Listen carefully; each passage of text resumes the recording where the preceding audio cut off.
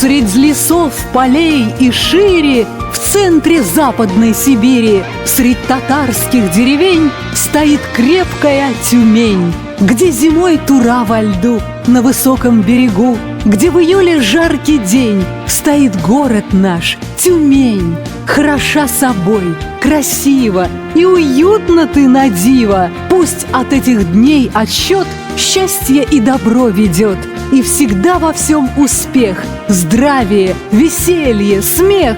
В чем причина, что смеются и танцуют и поют? Солнце в небе ярким блюдцем сабантуй сегодня тут. Этот яркий праздник плуга и нелегкого труда, и улыбок друг для друга. Сабантуй настал, друзья! Территории современной Тюменской области начали отмечать Сабантуй, и сегодня с уверенностью не скажут ни историки, ни этнографы. Хотя сибирские татары живут здесь как минимум 6 веков. Место компактного проживания – район Заречья около реки Туры. Поэтому и праздник организовывают ежегодно неподалеку. У входа на Майдан финалисты 10-го регионального конкурса «Татар-егиты» «Сибир Йылдызы» «Джигит. Звезда Сибири».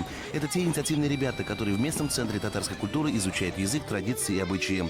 Этот повод – самая удачная возможность вспомнить корни и позвать сюда своих бабушек и дедушек. Да еще и Александр Мор, гость на Сабантуе постоянный. Он уверен, именно этот праздник объединяет всех и многому учит.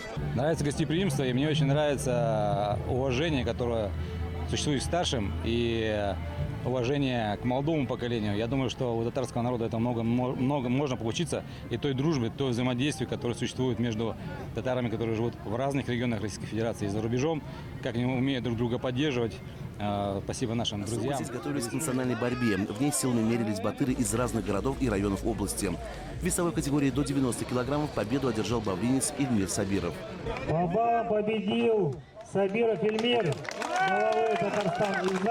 По примерным подсчетам на праздник пришло более 10 тысяч человек. Немало было подарков. Наградили самую пожилую участницу Майдана, которой без малого 90 лет. Без подарка не осталась и молодая татаро-азербайджанская семья с самым маленьким участником. В день Сабантуя малышу исполнилось 10 дней. Это был последний Сабантуй на планете в 2017 году. Уже на днях тюменские аграрии выходят на уборку урожая зерновых, а рядовые тюменцы будут ждать следующего года, когда вновь можно будет увидеть все лики татарского национального праздника.